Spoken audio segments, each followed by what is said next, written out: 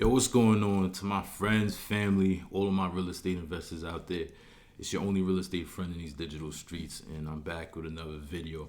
And like I said in video number one, man, or in the previous video, I want to keep these videos as short as possible. 10 minutes or less. Anything beyond that is pushing it, and it's a recipe for disaster. It's a recipe to get your videos swiped through or ignored completely because nobody wants to sit around and, well, most people don't want to sit around and just digest information like this. Most people like seeing and visual or being out there. So I want to keep it as short as possible. Today's video is specifically talking about where I believe growth and opportunity lies in the marketplace.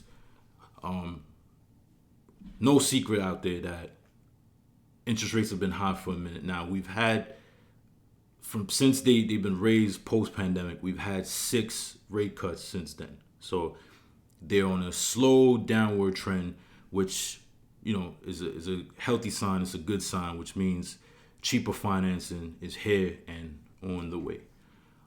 But because of those rapid rate increases before, it created a lot of bottlenecks and congestion in the marketplace, so to speak, in terms of the movement of and the trading of property, like property switching hand, like activity. So the pre-construction condo market has stalled out. It's not really viable. There's not enough margins. There's not enough upside like there was 10 plus years ago. Those days are gone. Like the wild west, as I call it affectionately, it's gone. In the residential condo resale market, that has slowed for the most part too because of the interest rates. So both of those places where there used to be a glut of opportunity 5 to 7 years ago, it's slowed up significantly. And I believe that upside that people are looking for, whether it's investors or investor-minded buyers looking to be able to buy something at a low price and then increase value in a short period of time. In my personal opinion, I think it's in secondary markets and it's in the single family space. Specifically, you want to buy into a secondary market that has zoning policies in place that allows for garden suites or laneway, because you're essentially getting to add an exterior structure, and there's a ton of benefits and everything that goes along with that.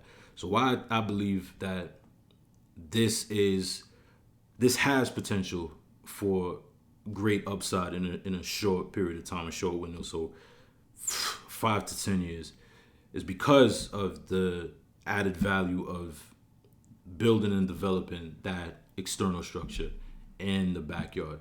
And again, the municipality, it has to be permitted in the municipality, and the lot that you're purchasing, meaning the property, the home, house, whatever you're purchasing, it has to fall under that zoning to make it permissible, in order to make it permittable so you can build it. So it's important because if you can pull that off, if you can execute on that, you're essentially creating a triplex in the form of a multi-structure situation. So a triplex is one structure with 3 separate units. But in this scenario that I'm talking about, you would purchase the main house, and then you would have the main structure. Then you have the main level, the basement, and then the garden suite or laneway, it would be in the backyard. So that's a separate structure that's on the lot that you can use to generate more rental income. So you would be able to generate income on the main level, the basement, and the additional structure in the backyard. And math is simple. 3 is better than 2. If you were to run the same idea, the same plan with single family property in the secondary market, and it's just the main level in the basement, yeah, you might be able to get some extra cash flow from the basement if the numbers work or if the numbers make sense. But in this scenario, like I said, 3 is better than 2. So you run that all day. You do that deal 11 out of 10 times because it just makes sense. As long as the numbers in terms of what you can get for rents and everything like that, as long as they make sense, then that in itself makes sense. But the added bonus to all of that is, besides the cash flow is great, but then you also force appreciation on the lot, because that secondary structure, let's say you purchase the main structure for 700,000, right? You renovate it, you get it leased, you get it tenanted, and then you build the additional structure in the backyard. That additional structure on the low end right now, I think they start around 200,000. So at the very bit, like at a bare minimum, at the very least, you add another 200,000 or so to the value of that particular lot that you own and you purchase. So, like I said, if you paid 7 for it, by the time you add that additional structure in the backyard, you're at 900,000. So you just forced value and forced appreciation into that lot, and then that helps you out in the long run, because we know in real estate you refinance, you leverage. That's the main thing about real estate. That's why it's one of the go-to investments, because it's tangible and you're allowed to use leverage. Leverage is the most important thing about real estate.